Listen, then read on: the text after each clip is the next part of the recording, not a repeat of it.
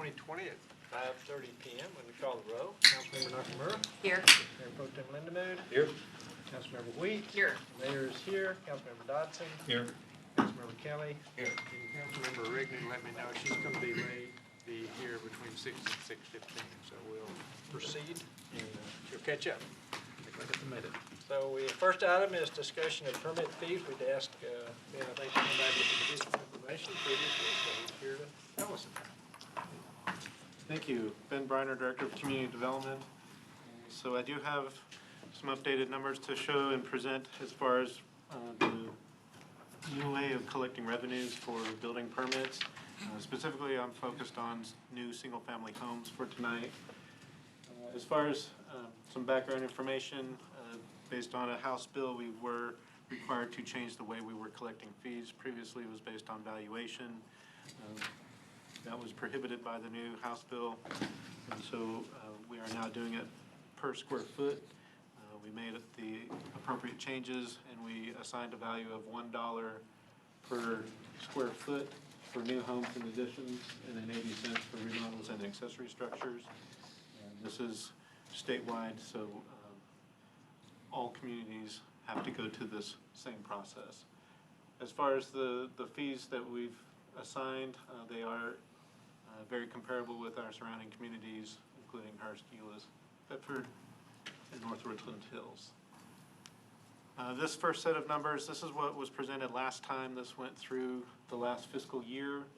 This showed that if we were to have collected based on the new way, we would have seen an increase, between 25% and 60%, depending on the type of home. So I broke it out into three different categories: those less than $500,000, between $500,000 and $750,000, and then over $750,000. And that's again based on valuation. Some of those values were provided to us from the home builder. Others we had to calculate based on the building code. So there's a chart that we do. Square footage. Yep, it's based on square footage, both what is air conditioned and what is not. There's different values. And so it's a pretty cumbersome process. But again, you can see these numbers. We would have received quite a bit of additional revenue going to the square footage. This is a different set of numbers. This is based on so far this year, this fiscal year, and you can see that those numbers actually increase. We are actually receiving quite a bit of additional information, although this is a little bit skewed and it's hard to explain. We no longer have valuations coming in from the builders, and so it's all been calculated per the building code. So based on that calculated value, that's why these numbers are so much higher. But it does show that we are definitely collecting additional revenues. It's an awful small sample size too. Yes, so far, I know I had 21 on the agenda briefing, but actually 22 so far this fiscal year, at least as of about a week and a half ago. 22 what, Ben? New single-family homes. Oh, okay. I missed the point there. So Oh, yeah. we didn't collect it in 2019? It was September 1st of 2019 when the change became effective. Okay. So by the old So structure. really, all of last fiscal year, it was done under, almost all were collected under the old way. 19? So this is actually fiscal year Oh. 20. September 19. This is from summertime. October 1st to So December. it's FY 20. I mean, It's really FY 20. Yes, it is. In the Yeah, previous I think Yeah, that's, the yeah. 19 Yeah. was confusing me. calendar year. I guess that's the way I do it. One day. Technically starts in 19, yeah. Okay. Yes, fiscal year 20, yes. So far of this fiscal year, these Yeah. are the numbers. Okay. But understand the difference is the way that the old system worked was related to the value Yes. on the property, and you had to rely upon the property owner to give you that value Yeah. and then try to test it. Here, it's purely square foot pricing. Right. And so everybody knows the square footage. That's pretty easy to determine. Sure. And we don't differentiate between air conditioned space and non-air conditioned. Sure. So garages I thought you have the said- same value? Sure. Yes. And on these numbers, you actually had to compute yourself what Yes. the value was, so there's some That is work right. there. Yes. Right, and it was based on the building code Yeah. and how you evaluate or assign that valuation based on the numbers that they provide to us. And then this last set of numbers is just both of those Everything collected together. together. Yes. So it did, again, it bumped those numbers up quite a bit. But it definitely is an increase in what we are collecting today. Yeah. I wanted to give you some data to consider. So if you look at new single-family homes over the last 10 years, you can see it bumped up in the early part of the decade and went back down a little bit, but then when the economy really started going, we increased quite a bit. Yep. And we've now kind of trended back down last year, 109 new homes. So it looks like we are trending back down. I think we'll be in about that same range. So far, 22 homes, times that by 4, it actually would be a little bit less than that.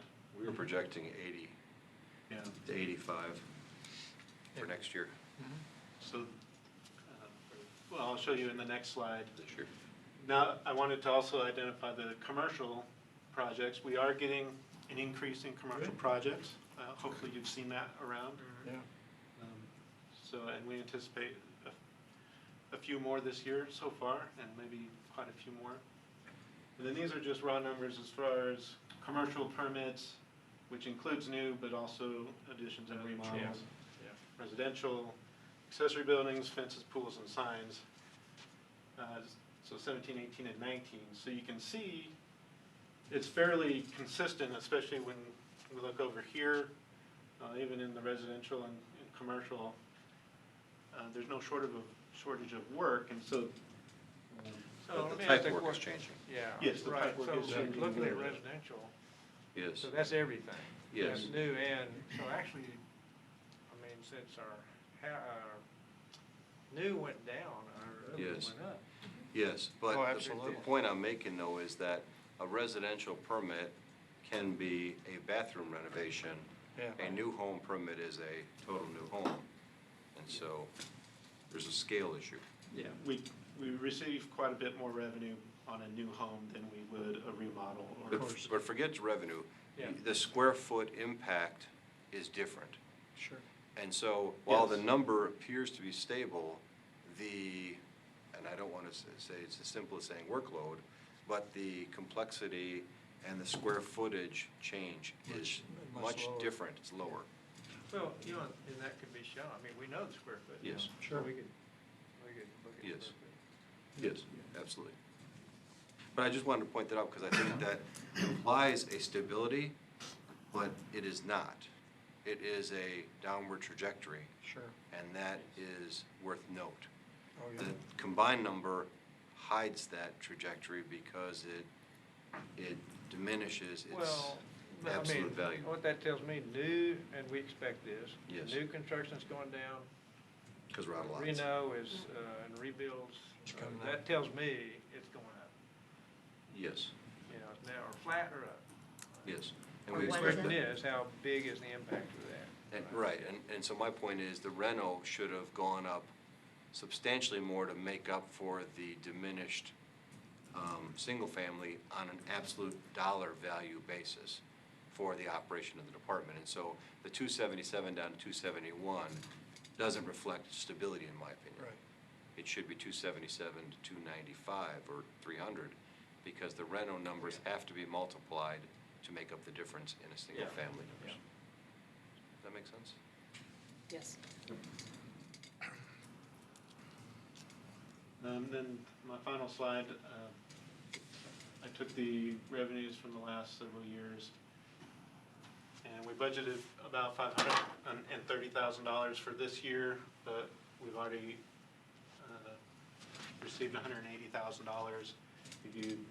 That's for the first quarter. If you times that by 4 for the whole year estimating, it would be right in line with what we've seen over the past few years. That's good, that's great. And so what that means is your revenue is the result of that change. Right.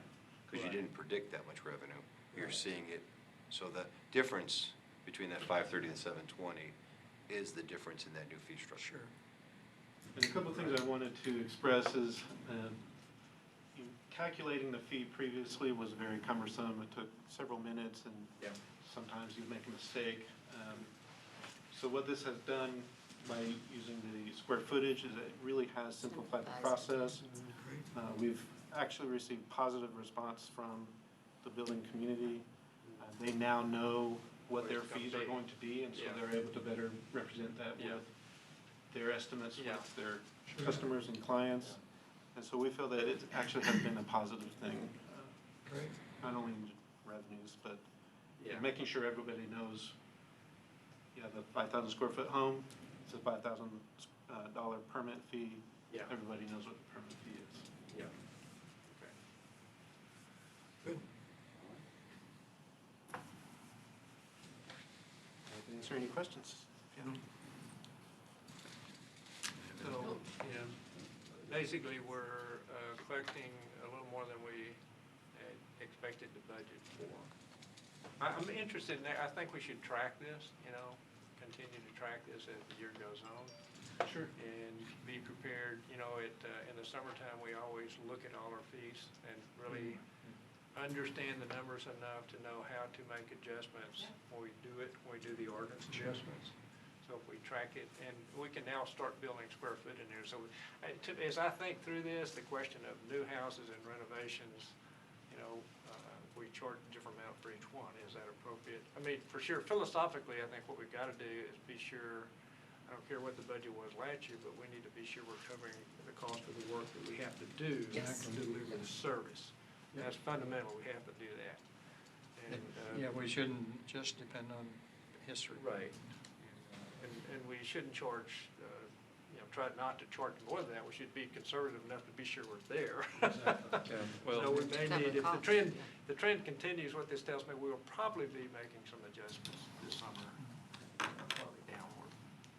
Yeah, I honestly, of course, I've voiced my opinion on this before, is the existing homeowners with their permits to remodel a bathroom, they just have a tough time going up on the fees for them. I know we're trying to adjust, and I'm hoping we'll take a better look at that because, just a little jab to me, that, not a jab, let me back up and say, I kind of cringe asking somebody else that's been a resident here and is invested in here, and just because they want to upgrade their house, that they're going to have to pay more in permit fees.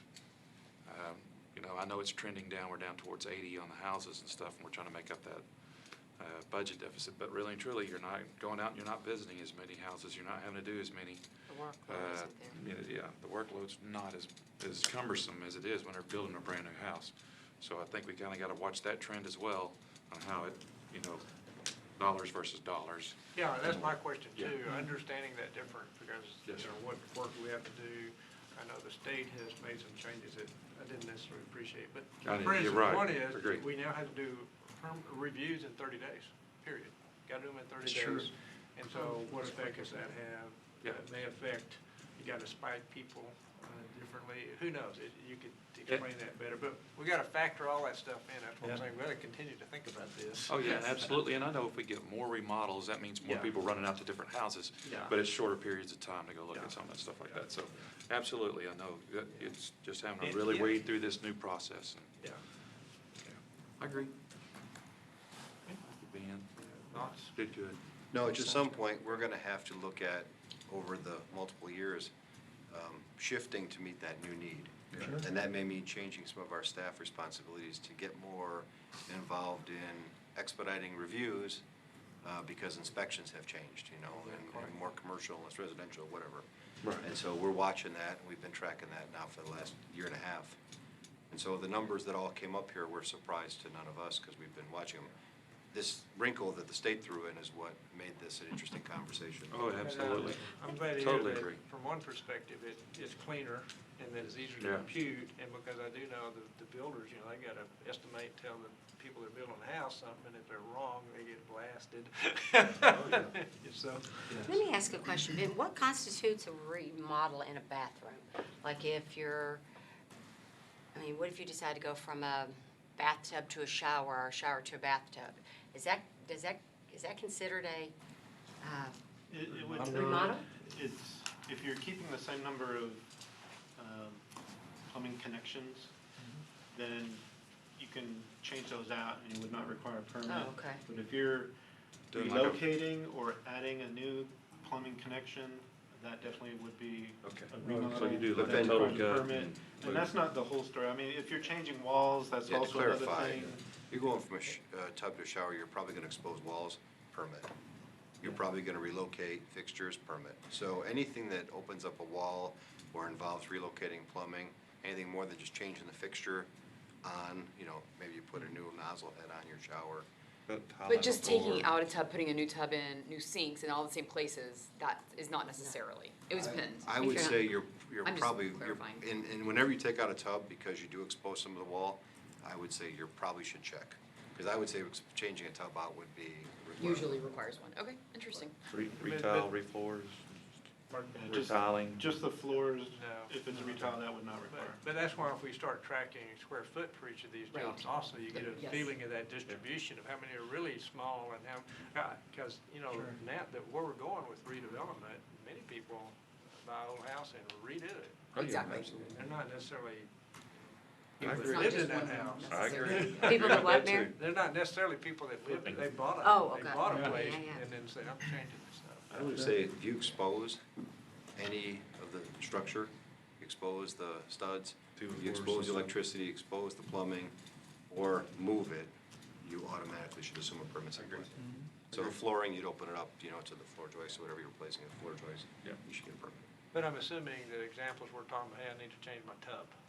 So the square foot associated with that's small. Yeah, it's only You the gotta have a 200 permit, but it's small. 100 square feet or whatever the tub. You is. do have to change it if you change out the bathtub? Say you don't like the old look and you want to Yeah. just bring another one in, Yeah, so. everything stays the So you same. said, hey, you take the tub out, you expose the wall, you expose the plumbing, which you do. But do you? Sure you do. It's exposed Yeah, temporarily. you expose it. You move it Well, out. not And that permit would be Yeah. $80. But if you it had doesn't a matter, 10 by 10 but my bath. point I'm going after, it's a small area. We're doing it on square feet. So the permit fee associated with that's not gonna be big, as opposed to, hey, I'm taking all the sheet rock off the whole house and changing the So, walls and I know around. we're gonna got track it, which I think is the right thing, so we can adjust these things as appropriate, to make them appropriate for everyone who lives here, but are some cities doing it like a range of square footage, like small projects are a very low fee, and the bigger the project, the higher I'm the fee? saying like 0 through 100 is $25. Oh, yeah, I mean, something like is that something that cities are doing or can do? I'm not or- sure. I'll have to ask around. Just a to see. curiosity, Yeah. and it- maybe as we start tracking the square footage of those projects, it'll give us some insight Yeah. into Agree. what that looks like, so. My understanding is that they've just gone to these flat fees, $1 or 80 cents. Everyone's or probably something figuring it else. out, right? I mean, Yeah. we're all sort of sifting You've through done the a good data. job going back and having to, from that adjustment and having to work this, so Yeah, thank hats you. off to you for Mhm. working so hard on it. Thank you. Great. Thank you. Yeah, very good, thank you. Okay, item 2 is discussion of land development code changes to provide for CBD store. No wonder he wasn't walking off. He's- Didn't want to. Technically, Okay. That's right.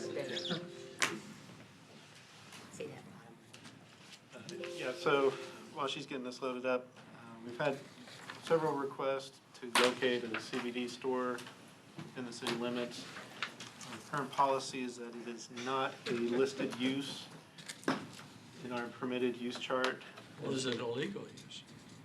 Well, it's not identified at all. Since it's not identified, we've been saying it's not a No, permitted but in use. Texas, is it legal? Yes, The oil is. the oil. You see Oil all is- those stores all over the place now? Unless you go to their. I've seen them. It's but legal. There's a definition The question is it per legal? the Because state. Yes. I know Yes.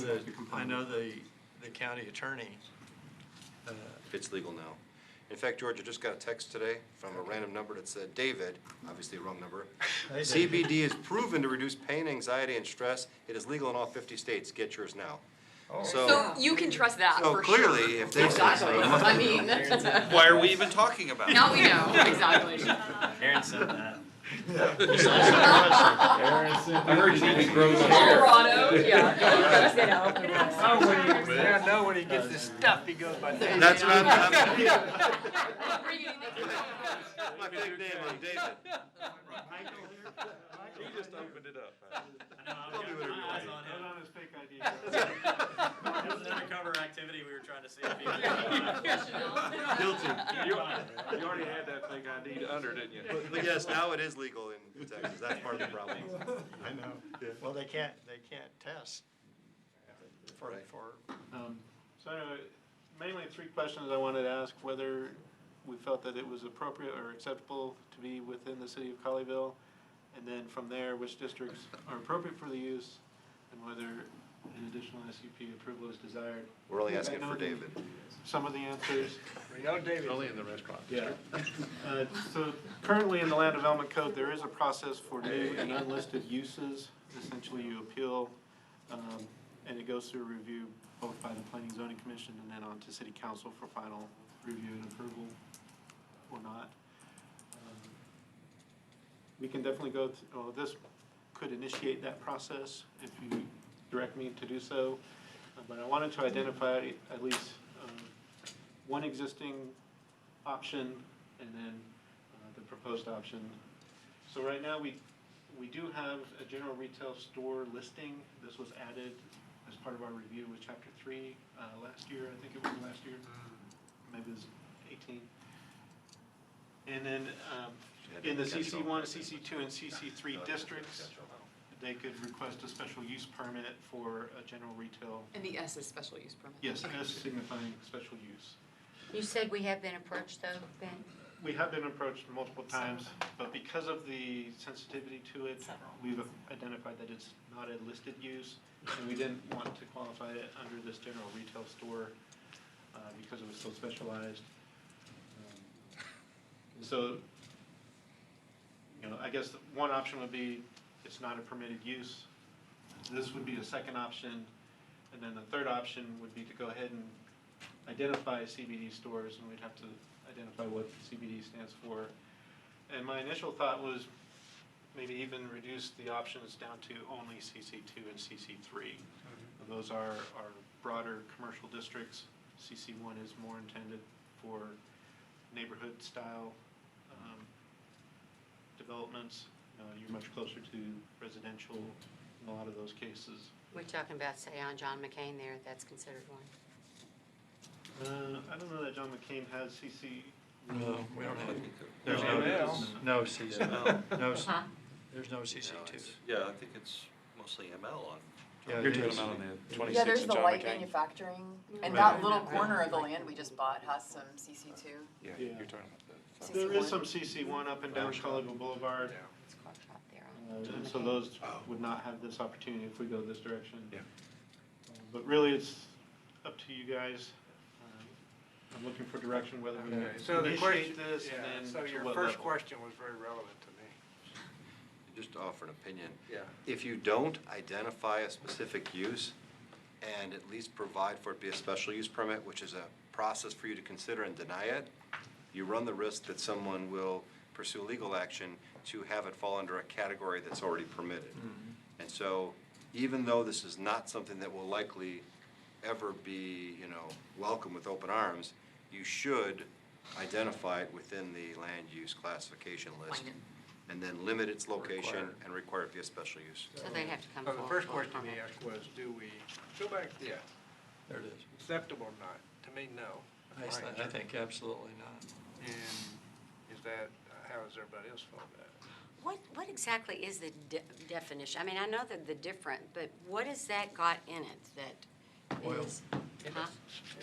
Oil, Right, it other people doesn't know have a that lot more about it than I do, TCP. but I know there's a lot of It questions. does have THC. THC It is does not. have THC in it. But It it's- does? It's just less. It's, some of it has THC, some of it doesn't, so. So, yeah. But it depends on where you buy it and what you have in it, but it's essentially the, it's a marijuana derivative or a hemp derivative, very similar.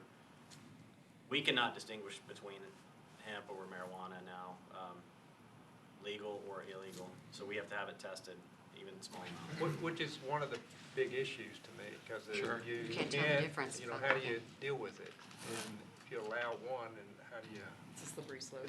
leads to a lot of problems. Well, the other challenge is, if you have other retailers in your town who want to sell it, Yeah. by not classifying that sale of that product requires this process, someone could add it to a store and then simply say, it's part of my wares. And so what we want to do is we want to define how you go about So the reason I asked this question first is important philosophically. Do we not want it?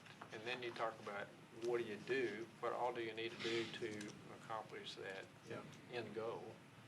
Because you've already outlined a couple. One, under general, let them come up with special use as it is, but then they got special use categories broad from C1, C2, and C3. Two, do you make a category and limit it down to specific things? It's still a special use in those categories. Three, is there a third option? They would say, can't do it. You define it, they say can't do it. Can you do that? That's a question for the attorney. Yeah. I think it, Well, you have the, I mean, you've got the couple options that you laid out, but if, I think to the point that Jerry's making, there's a very narrow window of what is permissible under state law for a qualifying CBD product. Yeah. And the legislature in the last session put upon the state to develop regulations to regulate the production of hemp that, and as that would also be able to be then used in these products. And the threshold for the state as well as the federal government presently, and Chief, you can correct me wrong, but I think it's 0.3% THC or below. So the product cannot have any more of that percentage in it, and the rest of it is the CBD derivative. So when you're looking at regulation from the local standpoint and an SUP process specifically, if you set one up, you know, one of the things you can look at is you can, by defining that and defining what is legal, the only legal CBD you would then define would be what's permissible by state law and federal law together, which would be any of those products that are under the 0.3%. As Chief says, the big issue that we've had from a staff standpoint is enforcement. We can't test it. We don't have the financial nor the system to test a product level. So, and that's what the state's done, is to regulate at the production and packaging level. And I don't know yet if the regulations have become finalized, but if you do regulate it and you do put it in the use and then SUP it, you can obviously require compliance with all of the state and federal regulations in an SUP process. And then, you know, assuming there's going to be some certifications or something required from the state, they would have to have those as well, you know, on top of that, plus whatever other SUP requirements you put in. So I think from a regulatory standpoint, if you decide you did want to put it in a use chart, that would be the approach. You know, we would say, okay, we're going to go ahead and define this so we can control it. We're also going to limit it to both federal and state approved products, because obviously they differ, and then must have whatever certifications are required and approvals from the state and the federal governments that are required, and then whatever local stipulations you want to put in the SUP on top of that, and then whatever zoning area you want to put it in after that. So that would be the multi-step approach to regulating it, and probably a better way to phrase that is to control it if you do put it in the LDC. So I think that's the big, I mean, that's a big question on a lot of local jurisdictions' minds right now is, do we just jump on it yet and go ahead and craft it? Or do we continue to say it's not allowed because it's not a listed use, and then risk having, you know, some already operating retail stores bring in product that may or may not be legal, we don't know, and we won't be able to know.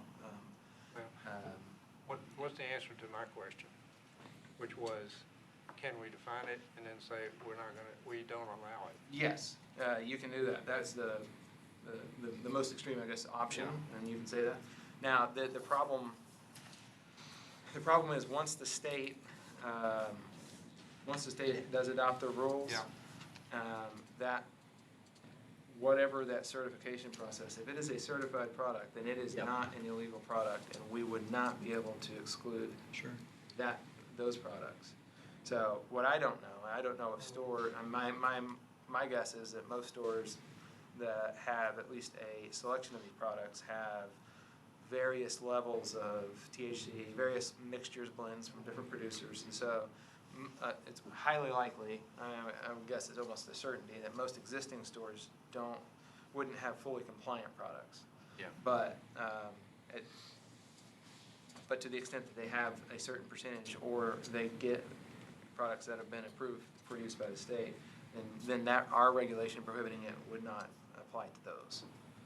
So if an entire store came in and that's all their products, then technically we wouldn't be able to stop them even with a prohibition, because we wouldn't be able to enforce the outright prohibition. But by prohibiting them at this point, I think you would, for a while, keep them out, because I don't, to my knowledge, I don't think the majority of the products are low enough THC to meet the qualification threshold. I think they are or they aren't. I don't think Robbie, they you are. wanted to say something? Well, I was just gonna say, I agree with you, Mayor, that we shouldn't, and here's the reason why. I know this may sound silly, but the nearest CBD store is 1.5 miles right up the road by Chicken Express, so it's close enough to have this little 3-mile stretch we don't really need it here. Yeah. And, you know, they kind of sell it at Farmer's Market already, so on Thursdays, if you need your fix, come on down to Farmer's Market, yeah. They do sell it at the Farmer's Market. Is that where you get yours? Just a Yes. comment. Gummies, and Up to you. I don't even know what they make it in gummies. Years ago, and this goes back, there was a whole series of lawsuits over the whole adult Yes. aspects. Right. And our code actually has a section that covers adult entertainment establishments, which we would clearly never allow in the community. Right. But the reason that exists in a lot of local codes is because of litigation when the city said, you're not allowed to have it at all. And so what most cities did in response to that litigation is they said, well, we'll allow it in a very small portion of our industrial park as a special use, and basically you're never ever gonna get it. Right. And so a lot of these things are not about allowing it, they're about defending against it. So I wanna make sure that was clear, that we weren't trying to find a way to do it, even though the text seems to indicate it's a good idea. It was more about trying to prevent it through process. Yeah, and I recognize that, but I had to ask that question flat out, can you just Absolutely. stop it if you don't want it? Yeah. Or, to me, that becomes the secondary avenue if this one doesn't work. But that's the exact, you know, if you had to go that route, that's what I'd say, make it ML, I mean, put so many restrictions on it. Absolutely. It'd be- Right. And the other thing you could define too is, you could define that use by percentage base of sales that would prevent it from occurring in other normal existing businesses. And so, just like alcohol, you know, you can have an existing business, you can't sell alcohol and say, well, I'm just selling a little bit of alcohol and without a liquor license. Well, the same thing is you start to define, because you know how it goes, the gas stations start having the pop-up at the counter, you know, they have a million other things and that kind of stuff. And so as it becomes more commonplace, you're gonna see that. I think Jerry's probably got the right view on this, that they're going to come in because there's at least a legal avenue Yeah. for the products. Once the production starts producing in the legal method and getting recognized, they're gonna be here. And so you're not, you know, we can prohibit by omission or prohibit outright at the beginning. But once those products are saturated and those products are making enough money, then we lose any lawsuit when we, with an outright prohibition, versus we win on an SUP denial. If you have 100% denial because they don't meet all of our strict criteria, which there are a lot of criteria he would craft for this, then, you know, then it's your right as the governing body to deny it. Well, So we what know I we're don't strong and hefty. quite understand is the difference. I understand completely the zoning and SUPs and categories you can put them in. You don't even ask about any other categories, and you gotta comply with the SUP and whatever we put in it. The existing stores bringing in product, I don't understand, how does this relate to that? Well, I think and Jerry, you correct me if I'm wrong, but what Jerry's saying is if we can get it in, if you get a definition of the product into Yeah. the LDC, then we can go ahead and regulate existing stores through the definitions. And so, you know, you've basically said, okay, we recognize this product, and you can't sell it unless you have your SUP. Yeah, okay, so. Just like a gas station that also sells liquor or that whatever, and where you cross over, they'd have to, once they introduce that product, they would be then cited, and we would tell them, you must Okay. discontinue unless you have a special use permit. You would Okay, be able to so- kick it okay. out unless So they we met the could do SUP. that, even if it was I a like legal that. product, we could do that. Okay, Right. It depends on a different council getting in down the road that has a different opinion on Oh, that. that can always happen. Well, yeah, they can change the LDC, but Yeah. I like that because even when eventually the state laws change or things are more approved, Yeah. we've still got a policy in place Yeah. that helps us. Yeah, that's true, but, you Without know, having another council in Yeah, place that- that has to reapprove it yeah, necessarily. well, another council come in and change Absolutely. everything. We know that. Ordinances, you know, It's true. yeah, okay. So, so what I'm hearing, advice from Jerry and our attorney is probably to put something in place and clamp it down super, super, super tight. Everybody's thinking that way, Yeah. Bobby? Yes, sir. So we described it Okay, in the so- definition. All right, so super tight clamp down. But the question, I think, Mayor, to your point Yeah. though, you could just make it a special use in the manufacturing. district. exactly, That's I was what gonna I say do, same thing, absolutely. put it in Toughest- the lowest toughest one zoned up areas there. we've got and. Right. Yeah, and then we make sure we write that special use requirements very carefully. Agree. Well, the nice part about the special use process is it allows you to place almost limitless conditions. Yeah. Sure. And so it's death by 1,000 cuts. Yeah. Now, what you need, I think so. I'll work with city attorney and city manager's office to see what some of those conditions might be. yeah, okay, Thank you, Ben. very good, thank you.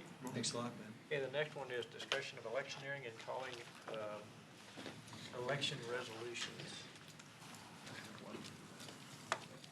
Okay.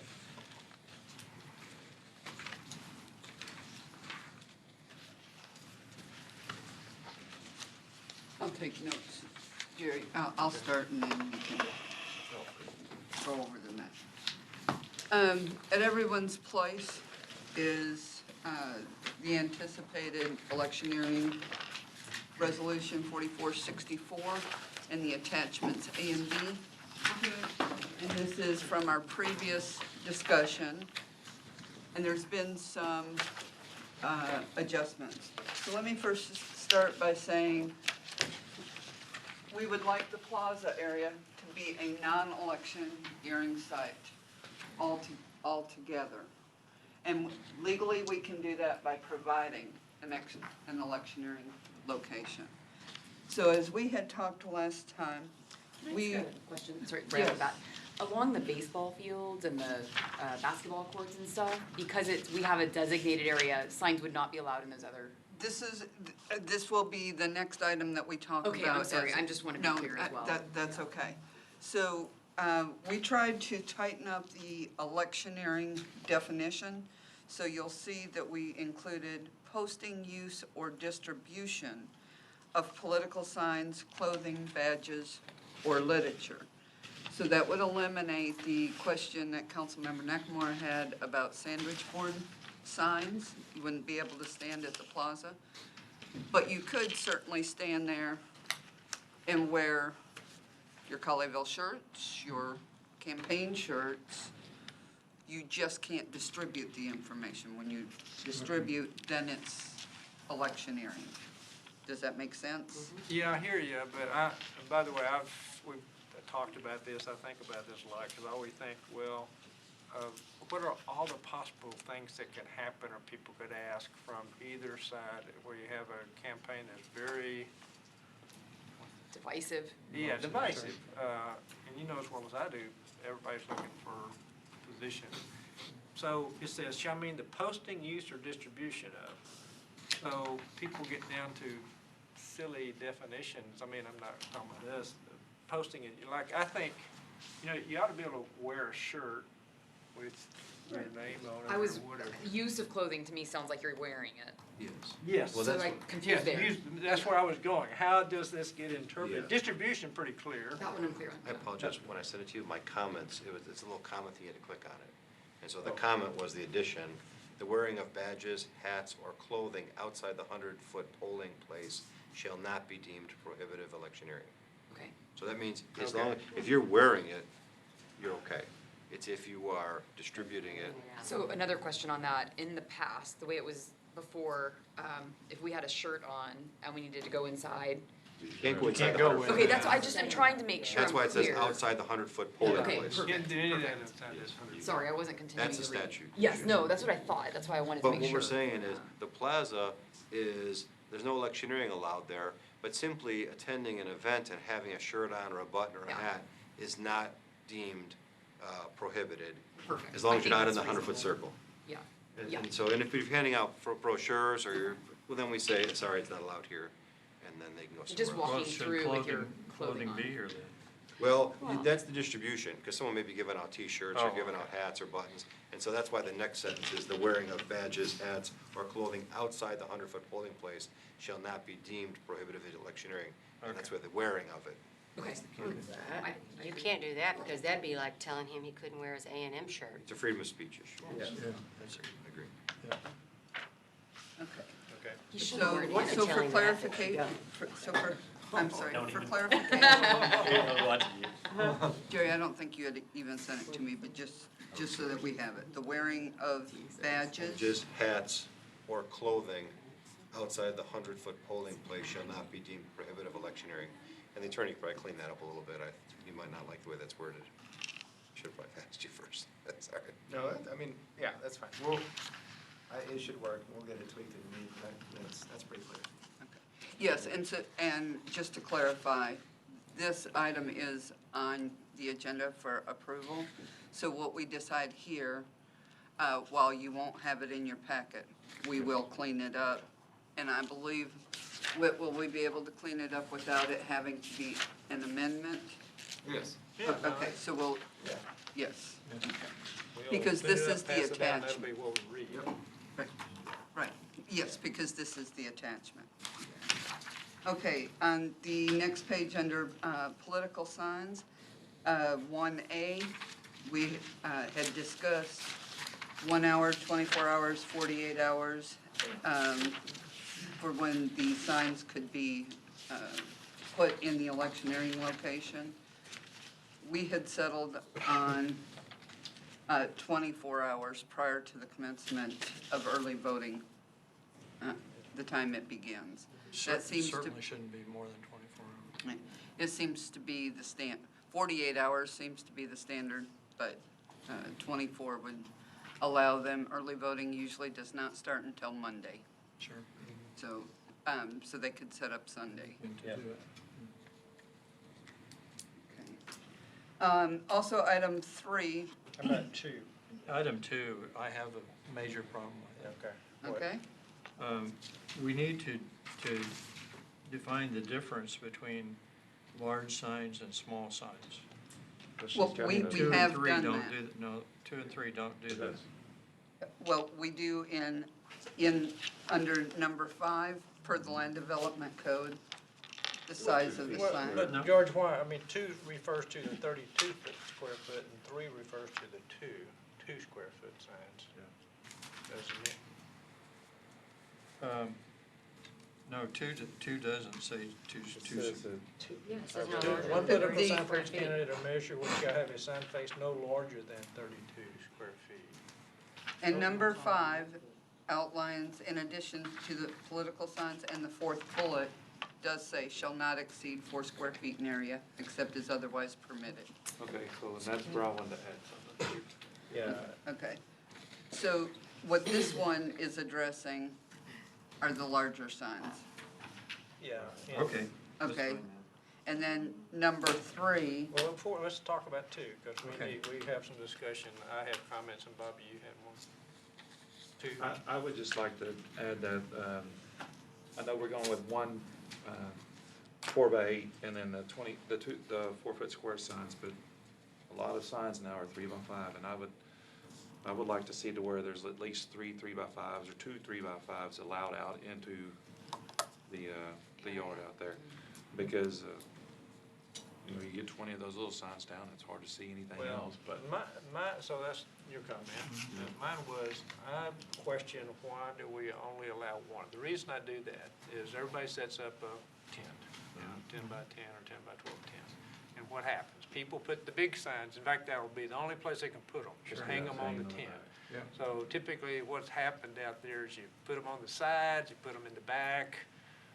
One is not very many. Actually, the next question is, can you have 2 tents? They gotta be separated 20 feet, but I can have a tent on this end and a tent on that end. Doesn't define it. And I have a sign on each one. Yeah, I mean, that's the type of I think it says per candidate on there, doesn't it, later on? How many? For the one tent. Per political candidate line. measure or item, Right, so, but not on the tents or canopies, Yeah, that's only why- on the Yep. signs. On the signs. But let me ask you a question. Is one sign, what if it has, And two sides. They Two all, sides. they all One sign can have have two two sides. sides. Yeah. well, maybe somebody doesn't get one that has two Well, sides. but Well, they can. this says they That's their can. problem It's if got- they didn't print it on both Can be on sides. both sides if they want. I'm just, So- hey, I'm just Yeah. kidding, because it'll come up in a few Oh, years. everything will come up. so, and again, yes, I don't mind the one that's hanging off the back. That's why I went into the 3x5s, because really, Yeah. truly, nobody does the 4x8 except for, I had it That's from big, yeah. way You was a back big when. guy. Yeah, I'm a conservative. I've used it 3 years in a row, or 3 elections in a That's row. How great. about that? Mayor Pro Tem, does that exceed, and I'm sorry, my math is not good, does that exceed the 32 square feet? No. No. 4x8s. Okay, so the language is 3 by no 5 larger or than 3 by 5 32 is square 30. feet. Right, but you're, So does that limit, well, what I'm trying to say is that because we only allow that one large sign. Right. Then we're going into 4-foot square signs. There's nothing in between, which is a 3x5. That's why I'm questioning the fact that you can Square only have footage. one. I think Right, it should and be that's why I'm saying the same thing. 3 by Thank 5. you. Okay. And if it's We're on the same page. limited 32, you could have 3x5, but you could have 4x8s. Right, so you could have one Yeah. 4x, if we wanted to limit it to one 4x8, but then say three 3x5s out there, that would give you 4 Yeah. total. Yeah, but why, I'm not, the sizes don't matter to me if you put an upper limit. If you would argue for 4, argue for 4. Well, that's what I'm saying. Yeah, right. Okay. Yeah, I think that's the more important. And what I'm doing, I'm just saying, okay, in my Yeah, I mind, think- there's nobody else that has a 4x8 sheet, so I've kind of went outside that box, but you're right, you're saying 4x8s at the Well, maximum. or you could argue, okay, just cut that back down to 3x5s or whatever, but the number is gonna become an important factor. I agree, think. I agree. Not the size. so Yeah, with, we use less than 3 by 5. Thank you. No, I think you're, Were they 3 by 5s? I think they are. so I think they're 3 by originally, 5s. the thought process with that and the connection to the canopy intent Yeah. was to not stake it in the ground with Right, yeah. anything more than the 9-gauge wire But I have to a smaller. impede on roots or the irrigation system. I wouldn't necessarily knock it down below, I'd just say no greater than, because people are gonna print signs and wanna put them elsewhere, and they may want bigger signs so they can see them. Right. And then what happens? You reuse those signs, you would take that down and put it on my tent, you know, so. Right. I don't wanna be more cumbersome on candidates than necessary.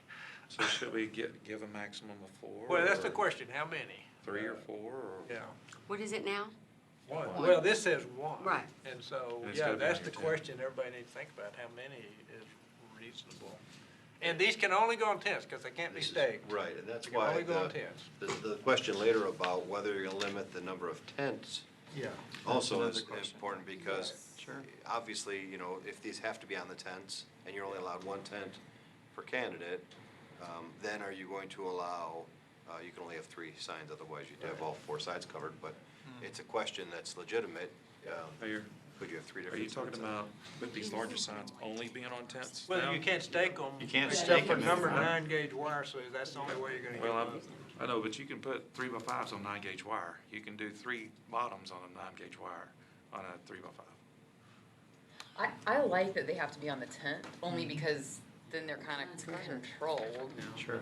And I personally think limiting everyone should have yourself. one tent. I don't think that we should create this domino where I bought one over here and one over here and, Well, they're never used. no, it's silly. That's Not that's that my I've opinion. seen. What's that? Yeah, one. More than one tent is never used per person. Yeah, no, the Usually tent, not. but the bigger signs are scattered. How many Well- tents have been out there? Well, I've had But I one, mean, but the other people really? had like 7. Yeah. Yeah. But, I mean, But were they used is the question. No, right, Right. that's, they just put them out there, Yeah, Right. to block, Right. for take up the blocking. space. Yeah. Okay, so another rule in here, they can't, for a particular candidate, they have to be separated 20 feet.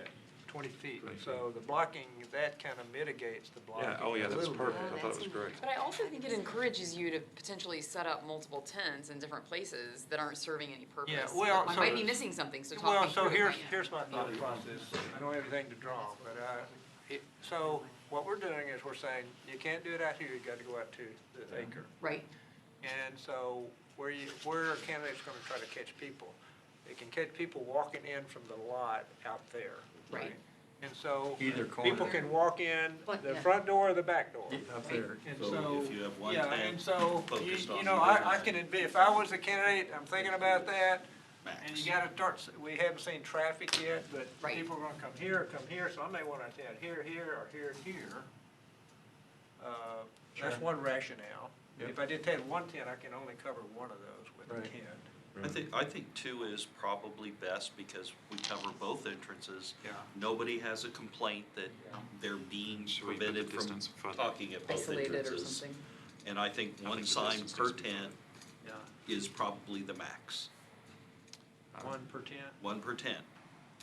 I just don't see a reason to have more than one. It just, other than blocking your One per opponent from being person, right? seen. One per person. One per candidate. Saying one sign Then per if tent, Or but measure, two so we tents would is what you're saying. say, That's what that. for each candidate or measure, the limit, canopies or tents are limited to 2. 2 separated by But at I least would, 20 I would feet. make the distance further than 20 feet. I'm good with making the distance I'd say farther, almost maybe 50 50. feet. Make it what? 50 feet between your I like candidate 50. tents. Between an individual candidate. Individual Oh, yeah, candidate sure. tent. And so you could have, under this theory, a single, well, 2 tents or a single tent, doesn't matter, that could have 3 signs as long as they're 3 different candidates? Or no? Yes. Yeah. Okay, great. So that's what that says. I want to make sure that's what Yeah. you're saying. Good, yes. And you could only have 2 tents like that. Yes, Yeah. yeah, absolutely. Otherwise, you could have 1 tent per candidate, and you could have 6 tents, if 3 people were running together. And, Yes. and Yeah. you're more in favor of as many signs as you want of the large ones hanging on your tent? Or a limit, 2 or 3? But yeah, And check you the know, I same was one. thinking maybe 3, no more than 3 Right. or something like Right. that. If you, I don't have a problem with the signs hanging on your tent personally. I think that's a really reasonable proposal to have 2 50 feet apart. I mean, I think that's Yeah. reasonable. I What, don't have to. your thought process in 50 feet versus 20 feet? Well, it gives other candidates a chance to be in line with that corner, a specific corner. Sure. Because if you go 20 feet, you're just you're popping one on the corner and you're going 2 tents worth, and then you're throwing yours back up. Well, Right, right. Right. Or somebody is. If you Yeah. strategize it correctly, you could actually block it out, because if there's 3 candidates running, I could stack 6 tents right there. Yes, you could. that's why I'm trying to say. So you could I, just- I think 50 feet makes a lot more sense between. What is 50 feet But from but here the to way the it's end? still written right now, we are saying 1 large sign per candidate, period. Is that correct? Yes, what it's period, written. that's what it Right. says today. So yeah. even if there were 3 tents, 3 people running together, there could still only be 1 sign per tent. Per Yes. I mean- candidate. Yeah, okay. No, total. Well, total. Total. Yes.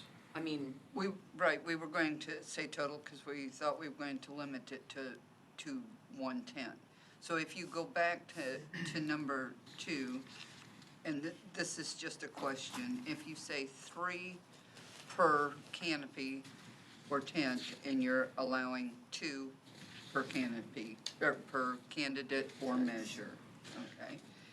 So I think- we're actually saying 3, 6 signs. I think But we could, I'm sorry. No, you go right ahead. But we could say, instead of saying said sign may be attached to a canopy or tent or secured with weights, but may not be staked in the ground, do you feel that same way? Or do we change the language to say only to be attached? See, so. to a canopy or I think tent. I think I misled what I was trying to say. I'm gonna point it out. All right. So if I have a tent here, and I have a tent here, I get to hang it at a total of 4 in my mind. But what I'm saying, what I was thinking was we get to put one here, here, and let's say I wanna put one here and here, a sign out there, a large sign out. Yeah. And that's what I was thinking, for a total of 4.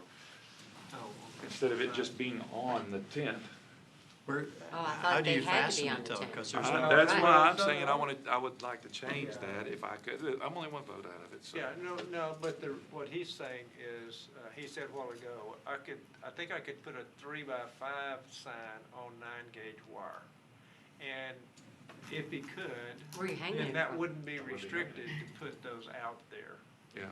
And Not that's, hanging, but. because I may want a 3x5 out there or a 2x3 out there even. The way it's currently written, it is prohibited, right? But the way you were talking about possibly changing it, it wouldn't be prohibited. The way So this instead of is- stakes, the way you have this is 9-gauge written, wire. it How do you is. do that? It is, because right now, But the it's ones not on the what 9 we gauge have. can't be larger than 4 2x2 It's not what we have Yeah, same. Oh, in yeah. code right now. This is just our idea. Yeah, no. Yes, no, I agree. I'm just trying to make sure I'm on. I don't think a sign weighs Five much does for limit anybody it anyway. to 2x2 signs. Or the 9 gauge. Okay, so let's try to work through this. So number 2, one political sign, what's the number that we've kind of zoomed into overall, big signs? I think 4, 9 per wasn't it? tent. Well, okay, again, I'm thinking outside of hanging some outside the tent, so. Well, you not guys go there yet, ahead. but just how many You go total, ahead. do you think? You said I'd say 4. 2 on each one. 4. You said That's what I 4. said. Say 3 or 4. But you're saying 4 based on you're hoping you can stake one. No, Or two. I'm saying 2 on a tent, per tent. Oh, two per tent, okay. Yeah, 2 per that's what tent. you're wanting to know right now. Okay, yes, that's what I want to know. As we move, I'll 2 change. per tent, what do you think? I'm good with that. I would even say 3, but yeah. It's fine. I don't But, see a problem with that.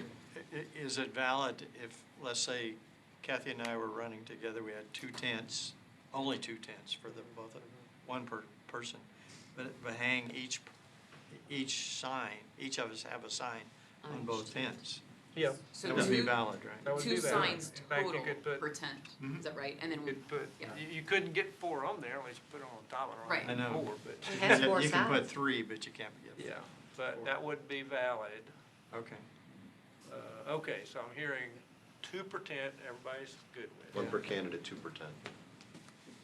no, Doesn't matter. 2 per, I'm talking per candidate now. Oh, you're saying, so A the tent candidate could have could 2 put two. candidates? 2 Okay. tents and 2 signs. Okay, so Right. it doesn't matter so then we can say the one. But haven't- if So the let candidates me want ask, to go together, so they we're can going to double that, limit but the it's canopies or finite tents place to Yeah. put to them. no more than 2. but we haven't talked yet about how many tents. So that's the second part of that conversation, right, Jerry? Right. Yes. Yeah. Okay, so perhaps maybe we can do the 4 political signs per each candidate or measure, which shall have a sign face no larger than the 32 square feet and be no taller than 8 feet in height from ground level. And we could keep this I would said like to see sign. it no more than 4 feet in height. Okay. I have Said 4 by sign 8. may be attached to a canopy or tent Yeah. or secured with weights, but may not be staked in the ground. Yeah. We could leave the or secured by weights Yeah. or affixed with the 9-gauge wire if you think that, Okay. because that Yeah, 3 okay, by that's 5, pretty good. right, Yeah. still is under Yeah, the yeah. 32 square feet. Yeah, you could do that. And George, the only thing I'd caution you on the limited at the 4, you put it an edge at the top I know. of the tent, that's gonna be higher I know. Did what? than 4. You tents and you Would we just- tie wrap them Oh, at the edge of the yeah, I know. top, it'd be Yeah, higher we've than done that. 4. Okay, It'd be fine. higher than your 4. I don't What do we think, decide on That's that? I don't know how you get 8. I don't either. She said Robbie, what do we decide on You've that? got 6 or 7. That's okay. So, Okay. we could do the 4 political signs for each candidate or measure, Okay. which shall have a sign face no larger than 32 square feet and be no taller than 8 feet in height from ground level. Okay. Shall be permitted in the designated electioneering location. Okay. Said sign may be attached to a canopy or tent, secured with weights or 9-gauge wire, but may not be staked in the ground. I think that covers everything everybody said. Did you track that? Do they call that a stake? I just liked it on the tent personally, but I know where Well, Bobby's it's- coming from. It's only 4 Specific, signs, so. not gauge. That's just that's my opinion, Well, that's right. Okay. It's, Okay. Okay, and then number 3, then we would change that last highlighted line. We would say electioneering, number of political signs in an electioneering location may not exceed 20 in number, in addition to 2 above, which is now going to say 4. So you get 4 larger signs and no more than 20. 20 total, Yes. like including however many big, that comes off your 20 number, right? No. No, No, it's the in 20 is addition. You could have 22 by 2s. 24 Number sign 2. faces. Hey, Whit, you may want to include that when you say in addition to 4 above, it should say as outlined in section 2, because I Yeah. thought that's what she was referring to. I made a note of that, right. Yeah, that was confusing. About the Yeah, okay. Okay, good. Okay. to the 4 allowed and Yeah. above. Okay. So Jerry and I discussed this, and I don't know, Jerry, had you made a change to the bullet? This is our next, Yes. these are the next 2 slides that are in regard to the location of political signs. Wait, did we, So, what about tents? What did we determine on tents? That's the last, we're not there yet. We're not there yet, I'm sorry, okay, I'm still confused. So, we were thinking, we would like them not to be in our landscaped areas or where the new street is. Okay. This is a better view. Oh, thank you. So we're talking about here along our park, not to allow the political signs in the medians. Yeah, because they've been And under the these tree before. walkways in the parking lot. Yeah, the real question here, though, is that right now, it said before may be placed in accordance with Texas Election Code.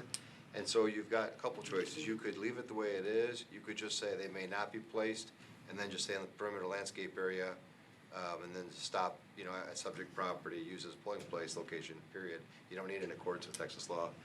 Or you could have a standard wherein you define within the public parking lots, signs that are placed in perimeter or island landscape must be no closer than 2 feet from the curb. The only reason I bring that up is because in some of those islands, if you start placing them right up against, the parking stalls, you'll have somebody, it's not as much of an issue here where they're hidden, but like in here, if you put them in here, someone will open their door and they'll be. Sure. Is it- Scratchy. Isn't it prohibited in Colleyville to put them in the, roadway medians and stuff anyways? Well, it's prohibited in the right of way, but these are public parking lots, so This is not this is considered not right-of-way. part of that right of way qualifier. And so where the right of way exists, like if you try to put them, there's sidewalk here, but if you try to put them along the right of way, that'd be prohibited. But these landscape islands, because all of this area is public property and it's not designated as a park, technically, that's a question, it's a fair question, can I put them there or not? And you've got this major landscape area, which is this right here. Yeah. And you've got the landscape area along the sidewalk. And so it stands to reason people will park over here or park in the lot and be walking by. So it's a place where people are gonna wanna put signs. Yeah. And so we should decide if we're gonna allow them or not, how we're gonna regulate them. No signs there, just make it simple. If we, right, could, and my other concern was I guess this I'm being the still bottom walkway, line. to get to this portion Signs. of the parking lot, if you don't walk in Kathy the wants street, no signs, most period. people walk I'm just across. tired of Yeah. signs. And in the dark, you don't want the signs to, So, to add on to that, I got a question for you. So a lot of times, or throughout the years, we put signs Right, out in yeah. front of these little places because the Yeah. 2x2, I did it after all. They're this. more Okay, it's than, better. they're more than 100 feet. I know, but we were talking about not I know. putting them in the I'm eyes. saying- Yes. And so That's what right. I was saying is if, you should either decide you wanna allow them, limit how you allow them, or don't allow them at all. Yeah. And we're trying to get to Okay, that. so does this become parkland right here? No, Outside that's, the fence? that was the question. If I had to answer the question where I would think the parkland would begin, just as a matter of interpretation, I would say it would be the sidewalk, and this area of land is actually between the sidewalk and the curb. So there is enough land there that you could argue is part of the public lot. And so someone placing a sign there now probably could argue it's not a problem unless we So define outside it. the chain link fence, up to the sidewalk? Yes. Okay. Yeah. I would even say you could even argue the entire sidewalk's in the park, because it continues through, but there's still a spacing there that's enough that someone could place a sign in there. A car usually blocks it, but it makes sense. Okay, but we're Same not. thing with this area over here. According to the yellow up to your right, we're not allowing that anymore. Well, that's what I'm saying. I'm saying that if you define any public parking lot area or median or transition landscaping and say they're prohibited, then they would be prohibited here. Oh, sorry, my Yeah. bad. Just like she has them here. It'd be prohibited in the yellows areas, and of course, the yellow would continue. I was just too lazy to finish the So map. we're on the back side of that parking lot. Dadgum you. Yeah, turn this thing off.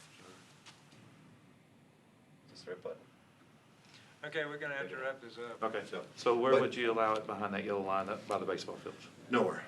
As if you prohibit No it, that, no signs at all? no signs at all. His park. I think But it's, that's a I think it's parking best place to to go do into it. the back door. Yeah. I mean, And so what I'm saying is if you're gonna allow it there, that's okay. The language that exists now allows it there, but it allows it everywhere. And so all I'm saying to you is, if you wanna limit it here and don't want to limit there, that's okay. But I I think just, that's you fine. gotta I don't have define a it. big problem with You little said- signs. It'd have to be little signs. Yeah, I don't mind that on the back, I just, if you'd want to not do I that in don't. the big parking lot, fine. You know, And we could say within public parking lots, signs are limited to the 2x2. Yeah, know. we should say they're Sure. limited to 2x2. We don't want the big ones in Yeah. there, for sure. So, 6 of them right there. They have the same issue with irrigation. One on All right, top. and I'm sorry, to move to the next point, canopies and tents, we're going to leave it to be each, canopies or tents may not exceed 10 feet by 12 feet in size with a minimal distance of, did we go with 50 feet? Let's go feet. Between each canopy or tent for each candidate or measure shall be maintained, and each candidate or measure may only have 2 canopies or tents. Perfect. Yes. But how far, what distance do we want between 50 feet. 50 tents? feet. No, between, that's for a single candidate. Right.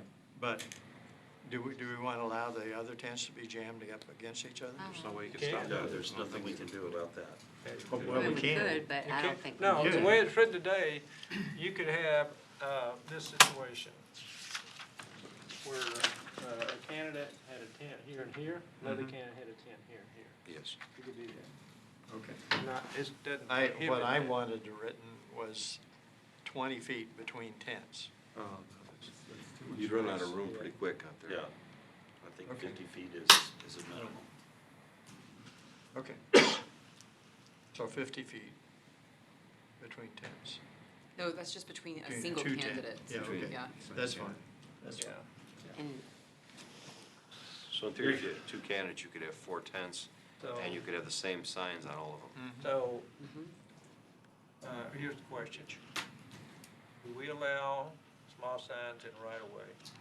No, Yeah, I thought that was against the city policy. it is. Yeah. We do not allow them right. So that's why I mean, I guess I know what you're saying, that that's not right away in the parking lot, but it just feels the same to me. That's why it bothers me. Because if we're not allowing them in the right of way in the streets, it just feels the same in the parking lot. I'm not saying it is, it just. We have had a situation where homeowners, where it's clearly a homeowner who put their sign out, and it's close, it's either on the parkway side of the sidewalk, or it's close enough to the street and there's no sidewalk, that it may or may not be on the edge of the right of way. We've left those alone.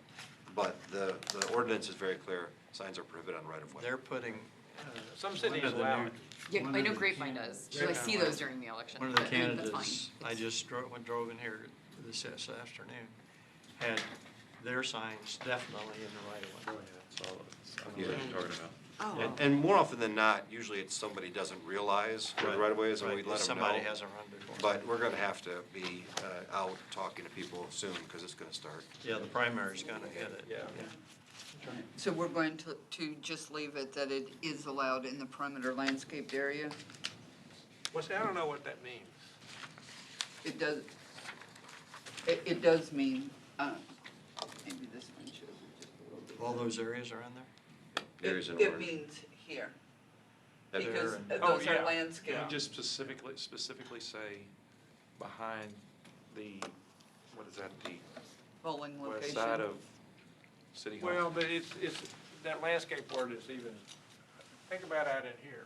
Yeah. I mean, It makes I me mean, I don't, nervous. Yeah. I just, Whoops.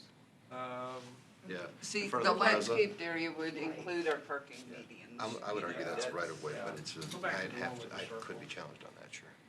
this one. I'm gonna take you on, Rick. You know, Bring my there's broken ruler. landscape areas over here. I got one of those. So, Is that the library? yeah. Yes. Yeah. That's why it's confusing to me if you say that. Why don't we just make our own map as like this? Yeah, And just no delete the sign, yellow no line on signs the there. backside and say it's not allowed in the parking lot that's to the south. We can, this will be an Yeah. attachment, so, But let's I'm- eliminate that. Yeah, I'm Eliminate the one on the north if you wanted to, I'm that's just just easy. saying, I don't personally have a problem with them out here, but whatever you do there, what happens out here? Where is out there specifically? Well, there's City property. Hall and Library, Right. these are all private buildings. Right? So we don't have Yeah, control over the answer we would give is if somebody put in the village, a lot of the buildings have literally a foot of property on the backside of the sidewalk. And if somebody had an area where they could affix a sign, we would leave that alone. Right. If they put the sign though between the sidewalk and the curb, then that'd be removed, that's on the right of way. Sure. So unless you allow them in the right of way, then that Let's would not take be this allowed. another yellow line and put it right through there. Well, and that's currently prohibited. The only, they'd have to place the sign on the private property, which is the lot, yeah. off But the at right of way. least it will, in the map, they'll go, oh, we cannot put it right there. And If they can put it, That's if they can sign Are it, the, put his Yes. all over that sign, And he all will. over that lot. He will, because they own it, yeah. is the median along Main Street, is that private or public? That's right of way, so you could not put any signs in the median on Main Street. Okay, good. Yeah, medians are. Or the Maybe we'll just get roundabout, clarity either. here. The roundabouts would be Hold both. it up there. But Oh, Gary, so isn't the that left right away right be there? holding a sign, huh? What's that? Isn't this right away right here? Well, the problem is, it's all, on the north side, it's all sidewalk. So it goes curb, sidewalk, and then the back side of the sidewalk is public property. And so what little bit of the right-of-way is on the sidewalk, the rest you could put signs in because it's outside the right-of-way and because it's public property we've identified for electioneering. So that's where the signs would go. That's where they're gonna pop up. I'm talking about right there. I don't, where's no Okay. private property right there? No, it's the public property that's, the ordinance prohibits it on right-of-way, but it doesn't prohibit it on the public property that's been identified for electioneering location. And so since that property's been identified, the signs will go there. Right. But So what's the problem with that? nothing, no, nothing. Okay, so why is that? Oh, you probably did that because of the tree beds or something, I don't know. Well, let me ask you this. What if we drew a boundary line? Inside that boundary is where you're allowing only the 20 signs, because right now we're limiting 22-foot signs, 2x2 signs in there. I think that's a When- great idea. Yeah. That way, if they want to go out there, well, you're losing it in the other areas. So we'll just make a Can we do boundary. something like that, Wes? Good, yeah. Just define So the area. That makes within it really this simple. defined area, you Yeah. get Yeah. 20, The whole area. 20 small signs that you can put Yeah. down. You don't have That's it. 20 more in that landscape bed, and I Yeah. think that's a great idea. Sure. So you just define the area as the entire City Hall complex, the 1-acre lot to the south, and the parking lot across the street, and any and all landscaping Yeah, and beds I'm saying, contained why herein. would you screw with the 1-acre lot to the south?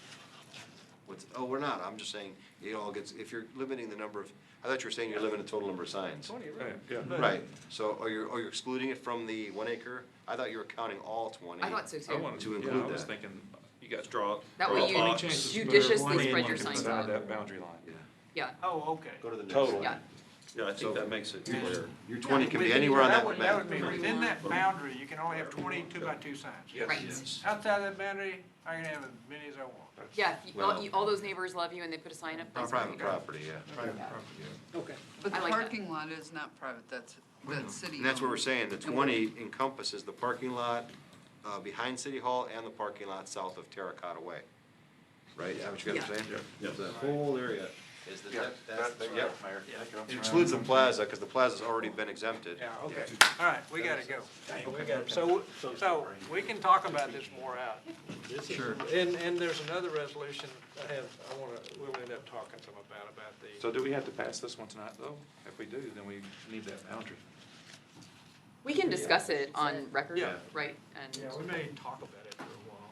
And I can draw it on Okay, the that'd be aerial great. by the time we're Just talking. help.